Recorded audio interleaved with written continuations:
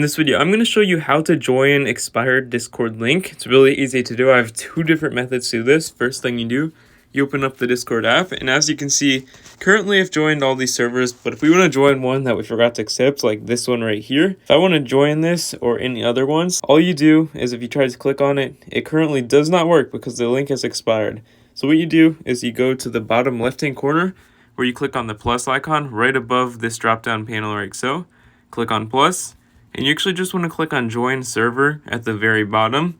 Now, doing so, you can actually copy and paste the server in here and it still might work. There's a chance. But the other method is you can actually type in https discord.gg/ and then you can actually type in the name of the server or the symbols if it's just random characters from the invite to the server that you want to join, like so. And if we just want to join the TikTok one, you just type in TikTok, or you can join cars.